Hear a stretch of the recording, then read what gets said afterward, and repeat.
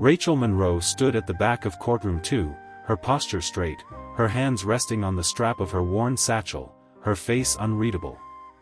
Around her, murmurs rose from attorneys preparing their arguments, clerks shuffling papers, and the low coughs and whispers of those awaiting justice.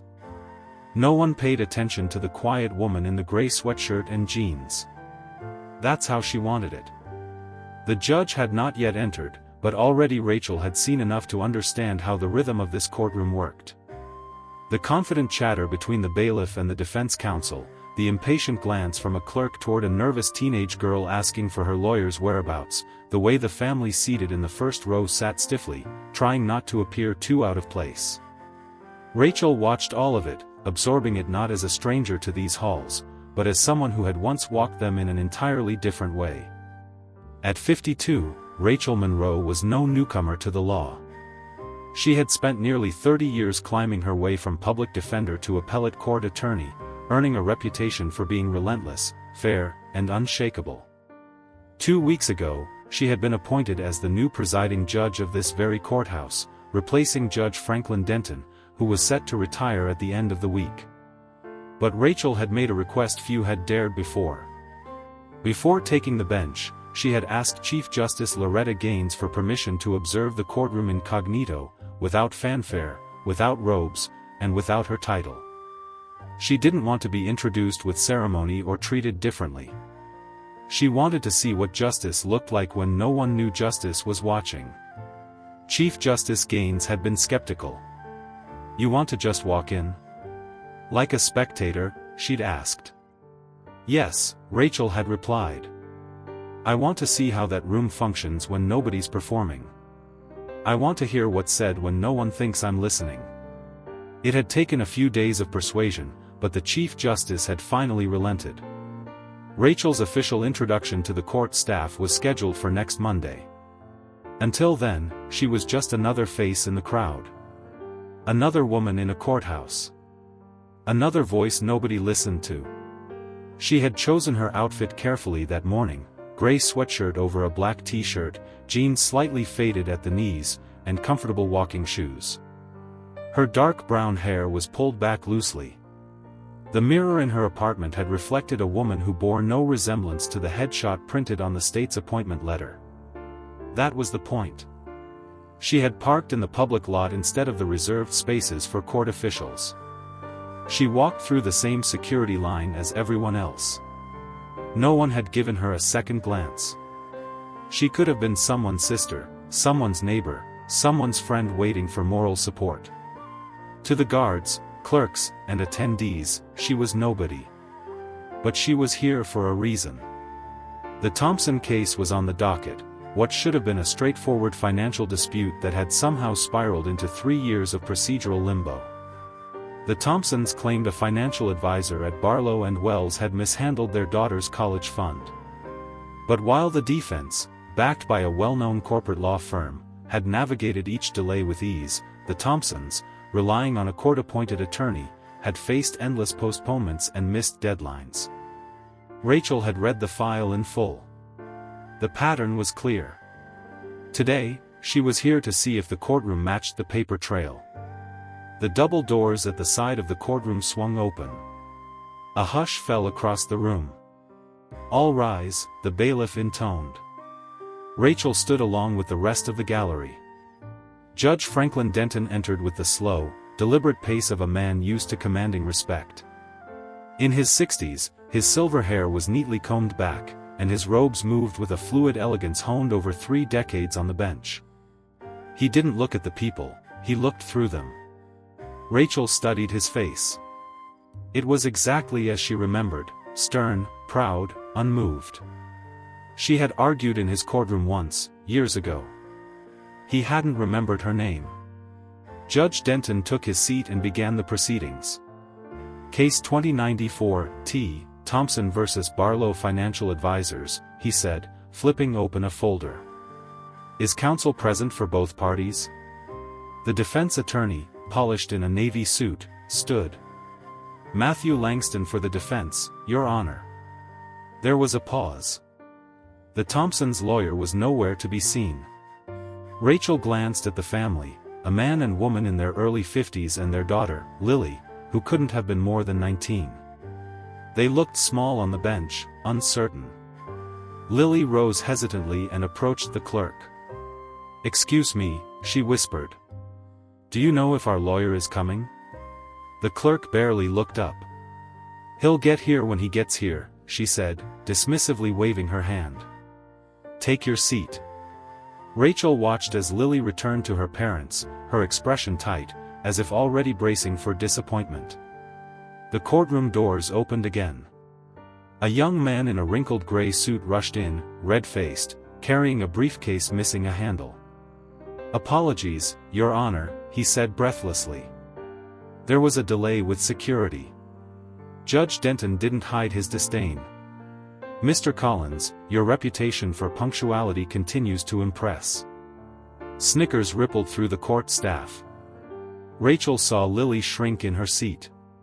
Her father placed a hand over hers under the table. Denton tapped the folder with his pen. "Let's proceed." For the next 15 minutes, Rachel watched the imbalance play out in real time. The defense was granted its third extension for discovery with little more than a nod. When Mr. Collins tried to request the same on behalf of the Thompsons, citing recent document delays, Denton dismissed it almost immediately. "Enough delays," the judge said flatly. "If your clients can't keep up with the schedule, perhaps they should consider a settlement." Rachel's jaw tightened. She stood. "Excuse me," she said, her voice calm but firm. Heads turned. Denton looked up, eyebrows raised. "Ma'am, this is not a town hall," he said sharply. "If you cannot remain silent, you are welcome to leave." Rachel didn't move. "Your Honor, I respectfully wish to raise a concern about equitable treatment. If one party is granted time, shouldn't the same opportunity be extended to the other?" The defense attorney turned around, bemused. Murmurs spread among the gallery. Denton's eyes narrowed. "And you are?" Rachel met his gaze. "A concerned observer." Denton leaned back in his chair, clearly annoyed. "Well, Ms. Observer, when you've passed the bar and practiced law for 3 decades, your opinion may carry some weight. Until then, kindly refrain from interrupting my courtroom." Laughter followed. The bailiff took a step forward. Rachel didn't flinch. "I understand," she said quietly, returning to her seat. "Thank you for the clarification." But Denton wasn't finished. "Actually," he said, removing his glasses and setting them carefully on the bench, "perhaps our guest would like to continue enlightening us?" Rachel froze. "You," Denton said, pointing. "Approach the bench." Rachel stood and made her way to the front of the courtroom, every step quiet but deliberate. The room fell into a thick silence, curious, skeptical, and expectant. As she reached the bench, Judge Denton looked her up and down like a headmaster inspecting a poorly dressed student. His gaze lingered on the gray sweatshirt, the worn jeans, the soft-soled shoes. "Name for the record?" he asked. "Rachel Monroe," she replied evenly. He squinted slightly. "Ms. Monroe, what exactly is your connection to this case? Are you a family friend of the Thompsons? A relative? A paralegal perhaps?" "I'm here as a member of the public," Rachel answered, with an interest in judicial procedure. "Judicial procedure," Denton repeated with mock gravity, eliciting a chuckle from the gallery. "And where, pray tell, did you develop this interest?" Rachel paused, choosing her words with precision. "I've studied the law, Your Honor." This time the laughter came louder. Denton leaned back, gesturing toward her with sarcastic wonder. "You've studied the law," he repeated, making air quotes. "Marvelous. We have a legal scholar in our midst." The defense attorney grinned. Even the court reporter gave a smirk. But Rachel remained composed. Denton's tone sharpened. "And based on your extensive study, you feel entitled to interrupt court proceedings and question the decisions of this bench?" "I noticed a discrepancy in how procedural requests were being handled," she said, unfazed. "It seemed worth raising. What may appear inconsistent to the untrained eye," Denton said, "often has sound legal justification." His voice rose slightly. "Something you would understand if you had, say, any actual legal expertise." He gestured broadly to the courtroom. "Ladies and gentlemen, perhaps we should all defer to Ms. Monroe's sense of justice." More laughter followed. Rachel's hands remained steady at her sides. Denton's tone turned biting. "Tell me then, Ms. Monroe, in your educated opinion, how should I rule today?" Rachel didn't move. She could feel every eye on her. One misstep and she'd confirm exactly what Denton wanted the gallery to believe, that she was no one. But this wasn't about her pride. It was about the people in the front row. "I wouldn't presume to dictate your ruling, Your Honor," she replied calmly. "I was advocating only for procedural fairness." "Advocating?" Denton snapped. "You have no standing to advocate in this courtroom. This isn't a chat room. This is a legal forum governed by rules, protocol, and precedent, none of which include commentary from the peanut gallery." He pointed at her sweatshirt. "Your outfit and your opinions don't grant you authority here." The bailiff stood at the ready. Rachel met Denton's stare. "I understand, Your Honor." "Good," Denton said with finality. "Now return to your seat. And know this, if you interrupt again, you will be removed." Rachel walked back down the aisle. As she passed the Thompsons, she caught Lily's eye. The girl's face was a mixture of awe and fear, a silent question hanging there: why would you speak up when no one ever does? Rachel sat again, quietly. But something had changed. The courtroom resumed, but the air had shifted. Every time Denton ruled, more heads turned to gauge Rachel's reaction. Clerks who had chuckled now glanced down uncomfortably. Even the bailiff looked uneasy. And when Denton ruled once again in favor of the defense, denying the Thompsons' request for additional evidence review, the unease deepened. Rachel reached into her bag and pulled out a small black notebook. She began writing: times, statements, who was present, what was said. During a short recess, she noticed one of the clerks staring at her. Her nameplate read Martha Jenkins. Rachel recognized her from a judicial newsletter, someone who had been with the court for over 15 years. The way Martha tilted her head, eyes narrowing slightly, Rachel could see the flicker of recognition beginning to bloom. Meanwhile, across the courtroom, the defense attorney casually approached the bench. He and Judge Denton exchanged a few hushed words and laughed together, the kind of easy camaraderie that wasn't supposed to exist between judge and advocate, but always did in the wrong rooms. Rachel kept writing. When the hearing resumed, Denton glanced her way several times. His confidence had dipped, only slightly, but enough to notice.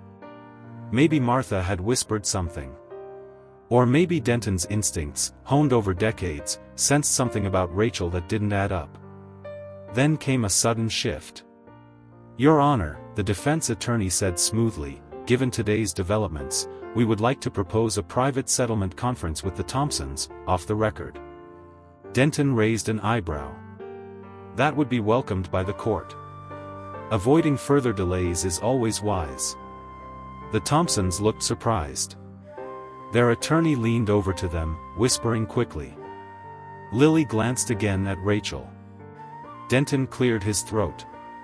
"Let me remind all observers that discussions during a settlement conference are confidential. Any interference, verbal or otherwise, will result in immediate removal from the courtroom and may be subject to contempt." His eyes locked on Rachel. She didn't move. As the parties exited to negotiate behind closed doors, Rachel stood and quietly exited the courtroom. In the hallway, her watch read 11:54 a.m. A few steps down, she spotted Chief Justice Loretta Gaines entering with a court administrator carrying a leather portfolio. Rachel turned and slipped into the women's restroom. She needed a moment. At the mirror, she examined herself. Still the woman in the gray hoodie. Still anonymous, for now. The door opened behind her. "Judge Monroe?" a voice said softly. Rachel turned. Martha Jenkins stood in the doorway, a hand still on the handle, her eyes wide. "It is you," Martha said. "I saw your appointment notice. I didn't recognize you until, well, just now. But why would you let him humiliate you like that?" Rachel pressed a finger to her lips. "Please, Martha. Just for a little longer." Martha nodded slowly, processing. "The Chief Justice is here," she said. "They're preparing something in Courtroom 2. It's about you, isn't it? Your introduction?" Rachel gave a short nod. "It's earlier than planned, apparently." "I should go," Martha said. "If they notice I'm missing." "Of course," Rachel replied. "But, would you give me a few minutes? I'd like to walk in last." Martha hesitated, then nodded again and left. Alone, Rachel took one last look in the mirror. This wasn't how she imagined her first day would go. But maybe it was exactly what it needed to be. Back in Courtroom 2, the atmosphere was tense and uncertain. The gallery had mostly refilled. The Thompsons had returned from the settlement discussion looking disheartened, their attorney whispering something to them with a grim expression. On the other side, the defense team appeared relaxed, too relaxed. Judge Denton stood beside the bench, speaking in low tones with Chief Justice Loretta Gaines. The court administrator stood nearby, holding a leather portfolio embossed with the gold seal of the state's judicial branch. "What do you mean introduce her today?" Denton whispered, clearly irritated. "I haven't even met her." Chief Justice Gaines didn't flinch. She was a tall, composed woman in her early 60s with a presence that didn't require raising her voice to command attention. "She's been observing your courtroom all morning," Gaines said evenly. "I believe she has everything she needs." Denton scoffed, but there was a hint of something else creeping into his voice, uncertainty. The courtroom doors opened. Rachel Monroe entered. The shift in energy was immediate. Gone was the unsure observer. She walked with calm assurance, still in her gray sweatshirt and jeans, still in soft-soled shoes. But now, every step echoed louder. Every gaze followed her. Every smirk faded. Judge Denton turned to look, and his face went pale. "No," he said quietly, his voice barely audible. Rachel approached the bench with quiet grace, stopping beside Chief Justice Gaines. Gaines turned to the courtroom. "For those of you who have not yet had the pleasure," she began, "this is Rachel Monroe, recently appointed as presiding judge of this court, effective next Monday." A stunned hush fell over the room.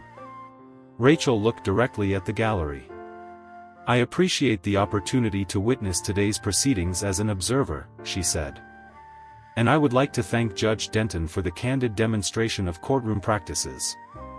Denton stood frozen, lips pressed tight, his posture suddenly rigid and defensive. Whispers spread across the benches. The Thompsons stared in shock. Lily's eyes widened. The defense attorney, who had chuckled openly at Rachel earlier, now looked as if someone had unplugged the confidence from his body.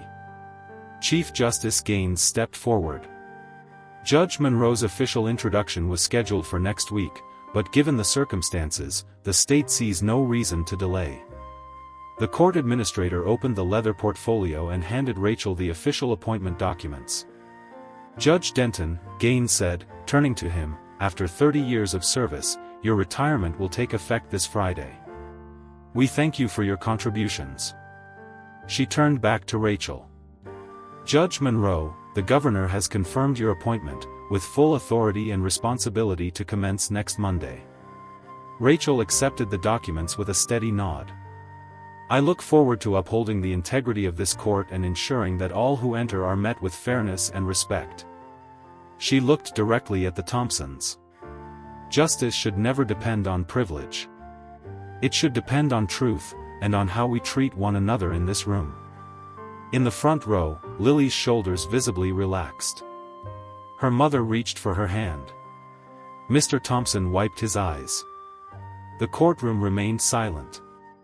Until Chief Justice Gaines cleared her throat. In light of this transition, I recommend adjourning all remaining proceedings until next week. Denton found his voice at last. With all due respect, Your Honor, I am still the sitting judge until Friday. There is no reason to disrupt the calendar. Rachel turned to the Thompsons. Would your family be amenable to a brief postponement? I will personally ensure your case is heard with the time and attention it deserves. Mr. Thompson looked at his daughter. Lily nodded quickly. Yes, Your Honor, he said. We'd be grateful. The defense attorney stood, flustered. Your Honor, this is highly irregular. We were in the midst of finalizing a settlement. Rachel held up a hand. A settlement reached under pressure and imbalance is not justice. Denton's voice rose. Are you accusing me of bias? Rachel didn't raise hers. I'm stating what I observed. The courtroom held its breath. Chief Justice Gaines raised a hand between them. This is neither the time nor the forum for such debate. Court is adjourned until Monday morning, when Judge Monroe will preside. Gavel down. The crowd began gathering their belongings. Whispers turned into buzz. A ripple of movement and murmurs passed through the court like wine through dry leaves. Rachel stepped down from the bench. As she approached the Thompsons, Lily stepped forward. Judge Monroe, she said, her voice cracking. Thank you. Rachel nodded. You've waited long enough to be heard. That ends now. Across the room, court staff began quietly removing Judge Denton's nameplate. Some glanced away as he stiffly exited toward his chambers. His final week on the bench would be anything but ceremonial now. The defense attorney, now sheepish, walked up. Judge Monroe, he began, I hope you understand that my conduct earlier was strictly professional. I was doing my job. Rachel's eyes met his without blinking. And I expect you to continue doing your job, within the bounds of equity and professional decorum for both sides. His smile wavered. Yes, Your Honor. Chief Justice Gaines joined Rachel at the edge of the aisle. This wasn't how I imagined your first day going, she said. Rachel smiled faintly. Neither did I. But maybe it was the only way it could go. You've made quite an impression, Gaines murmured. Denton won't forget this. This wasn't about him, Rachel said. It was about the truth. Gaines looked at her, serious now. Then prepare yourself. Because the truth isn't always welcome. Rachel looked back into the now empty courtroom. The sun was still casting light across the bench. I didn't come here to be welcome, she said softly. I came to change something. Monday morning arrived clear and cold, the air sharp with the kind of quiet purpose that filled courtrooms before they opened. At precisely 7:43 a.m., Rachel Monroe stood before the full-length mirror in her modest apartment, fastening the collar of her black judicial robe. The weight of it didn't surprise her, it settled on her shoulders like something she had carried long before it was ever sewn. Her gray sweatshirt hung quietly on the back of a chair. It had done its job. The weekend had been filled with headlines, speculation, and divided commentary. Some legal analysts praised her daring move, calling it a brilliant real-world audit of courtroom ethics. Others accused her of staging a stunt. But Rachel didn't care. She hadn't done it for the critics. She'd done it for the people who had no voice. And today, she was walking into that courtroom not as a silent observer, but as its judge. She arrived early. Gone was the anonymity of Friday. The moment she stepped into the courthouse lobby, the atmosphere shifted. Court officers nodded. Clerks paused in mid-conversation. One attorney even stood instinctively. "Good morning, Judge Monroe," said the security guard at the front. Rachel smiled. "Morning, Alan. She made her way down the main corridor toward Courtroom 2. The brass nameplate had been changed over the weekend. Where it once read Hon. Franklin Denton, now gleamed Hon. Rachel Monroe, presiding. She paused for a moment. Then pushed open the doors. The courtroom was packed. People had come early, some out of necessity, others, perhaps, just to see the woman who had challenged a sitting judge and taken his place within days. The Thompson family sat in the front row. Lily looked straight ahead, her eyes calm and determined. The defense attorneys huddled near their table, speaking in low tones. Martha Jenkins was already behind the clerk's desk. She smiled as Rachel entered and nodded with quiet pride. Rachel approached the bench and saw a simple bouquet of white lilies and green eucalyptus set neatly beside her nameplate. There was a handwritten card tucked within. For fairness, long overdue. Court staff. Rachel inhaled deeply and looked out across the courtroom. The bailiff stood. All rise. Everyone did. Rachel took her seat. Please be seated, she said, her voice calm but firm. She opened the day's docket, glancing briefly at the files. But before she began, she folded her hands and leaned slightly forward. I'd like to begin with a few remarks, she said. Silence. In this courtroom, we will honor the law, not just in letter, but in spirit. Every voice here, whether backed by wealth or silence, has equal standing before this bench. Her eyes scanned the room. Interruptions will be met with order. But silence will not be assumed as ignorance. If you represent yourself, you will be heard. If you speak through counsel, you will be respected. If you fail to respect others, you will be corrected. A few attorneys shifted in their chairs. Justice cannot exist without dignity, she concluded. And dignity begins here. She looked to the docket. First case, Thompson vs. Barlow Financial Advisors. Are both parties ready? Yes, Your Honor, said the Thompsons' attorney, Mr. Collins, who now appeared far more confident than he had a week ago. The defense attorney cleared his throat. Yes, Your Honor. Ready to proceed. Good, Rachel said, and gave a short nod. Let's begin. For the next 4 hours, the courtroom operated under a new rhythm. Rachel allowed no grandstanding, no subtle jokes between staff and attorneys. She gave each party time to speak, and even helped self-represented litigants understand procedure without condescension. She asked follow-up questions that showed she had read every file, not skimmed it. Word had clearly spread. By mid-morning, more spectators had slipped into the back. A local journalist jotted notes quietly from the last row. Legal interns stood against the wall. Courtroom 2 had become a place people wanted to be, not to win or settle, but to witness. During a short recess, Martha approached with a soft smile. Judge, I think you've started something. Rachel sipped her water. I hope so. Martha leaned in slightly. And for what it's worth. I've worked here for 15 years. This is the first time the courtroom doesn't feel like it belongs to the lawyers. Rachel's eyes softened. It belongs to the people. By the afternoon, Rachel had worked through 12 matters, issued 2 procedural rulings, and scheduled a full hearing for the Thompsons' case for the following week, with equal discovery access granted to both sides, and no dismissive tone from the bench. At 4:02 p.m., the bailiff adjourned the session. As people filtered out, Lily Thompson lingered near the exit, then walked up. Judge Monroe? Rachel turned. Lily stood with her hands clasped. I just wanted to say, no matter what happens with the case, this was the first time I felt like we mattered in here. Rachel placed a hand gently on Lily's shoulder. You do matter. That's not up for debate. Lily smiled, and walked away. Rachel remained at the bench for a moment after the room had emptied.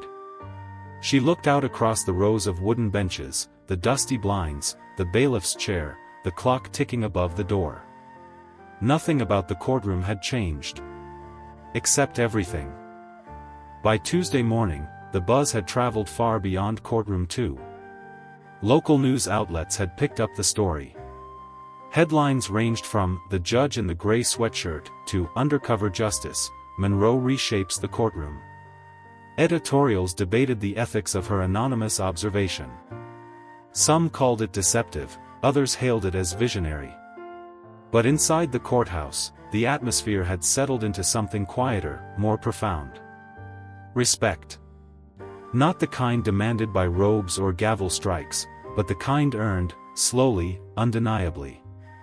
Rachel Monroe arrived at 7:30 a.m., earlier than most of the staff. She liked the quiet of the courtroom before the day began. She stood at the bench, fingertips resting on the wood, letting the silence speak. There was no arrogance in her presence, only resolve. Martha entered carrying 2 new case files and a travel mug of tea. "For your voice," she said, placing the mug beside the bench. "Thanks," Rachel smiled. "I think it's holding up." Martha hesitated. "There's a rumor that Judge Denton is attending today. Just to observe." Rachel didn't blink. "It's a public courtroom. He's welcome." By 9 a.m., the benches had filled again. People who weren't even involved in cases came to watch.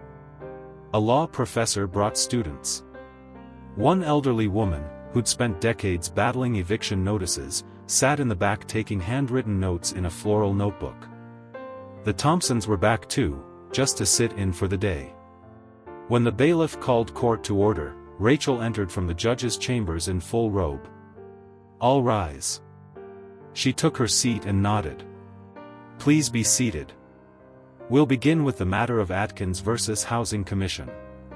As the hearing unfolded, it was clear that something had shifted not just in how the room behaved, but in how people spoke. Defendants weren't afraid to make eye contact. Plaintiffs didn't apologize for existing. Attorneys spoke with more caution, more preparation, and far less entitlement. Court officers no longer chuckled at the expense of nervous litigants. Even the clerk's tone had softened. Then, in the middle of the third hearing of the day, the side door creaked open. Judge Franklin Denton stepped in quietly, wearing civilian clothes, dark gray suit, polished shoes, a folded coat over one arm. He sat in the far corner, unnoticed by most, but not by Rachel. She met his eyes once, briefly. He didn't look angry. He looked uncertain. As though trying to reconcile the courtroom he once ruled with the one unfolding before him now. The case at hand involved a small landlord and a tenant in dispute over mold-related damages. Rachel listened to both parties attentively. She asked clarifying questions. When the landlord attempted to shift blame without evidence, she asked him to produce the original inspection documents. When the tenant became flustered, she encouraged him to take his time. After 20 minutes, Rachel rendered a preliminary ruling with clear next steps and deadlines for both sides, explaining her decision in plain English, without legal jargon. "Fairness," she said, "requires not only procedure, but clarity." Denton watched her closely. The day continued. As lunch break neared, Rachel prepared to close the morning session. But before she could gavel out, she noticed a quiet movement in the back of the room. Denton had stood. He walked forward slowly, not toward the bench, but to the clerk's desk, where he leaned in and said something to Martha. She looked stunned, then nodded. He turned and left. Rachel tapped the gavel lightly. "Court will recess until 1:30 p.m. After the room cleared, Martha approached her quietly with a folded slip of paper. "He asked me to give you this." Rachel unfolded the note. "Not the courtroom I knew. But perhaps the one it always should have been. FD." She read it twice. Then folded it again. That Friday, Judge Franklin Denton officially retired. The farewell ceremony was brief and civil. He offered no speeches. Rachel attended quietly, standing at the back, letting him have his space. There was no mention of the previous week. But on Monday morning, when Rachel stepped into Courtroom 2 for the start of a new week, a sealed envelope waited on the bench with no return name. Inside was a simple key. And a note. The chambers are yours. Leave the door open. Always. FD. Blue square epilogue, the weight of robes. In the months that followed, changes took root. Rachel instituted regular audits of case delays. She hosted community Q&A sessions once a month, inviting residents to understand their rights. She launched a program pairing young attorneys with underrepresented clients. And slowly, the courthouse began to feel less like a fortress, and more like a forum. She never spoke publicly about the Friday she stood in a sweatshirt and was laughed at. She didn't have to. The people remembered. The story passed from clerk to plaintiff to public defender, and beyond. In cafes and waiting rooms, someone would whisper, "You know that judge? She was one of us." Sat right back there. And always, someone else would nod. They'd heard. What I learned from the story. The true value of justice. Not everyone who stands behind the bench truly represents fairness. This story reminds us that justice is not just about laws, it's about how we treat the powerless, in every gesture, word, and decision. The power of courage and integrity. Rachel walked into a place of power as a nobody and dared to speak out when she saw injustice. That shows us, you don't need a title to stand up, you only need conviction and a purpose. Never judge people by appearances. Rachel was laughed at and looked down on because of her simple outfit, but that judgment crumbled once people saw the truth. This is a powerful reminder: appearance does not define intelligence, dignity, or worth. True authority is used to serve, not to dominate. When Rachel finally took the judge's seat, she didn't use it for revenge, she used it to rebuild the system from within. The highest form of power is the quiet resolve to do what is right. Blue Book: the lesson for all of us. Sometimes you have to be invisible to truly see what's happening. And sometimes, you have to accept being underestimated, so that no one ever dares to underestimate others again. This story teaches us. Treat everyone with respect, even when you don't know who they are. Change doesn't always come from titles, it comes from truth and courage. You don't need immediate recognition. You just need to live by your values.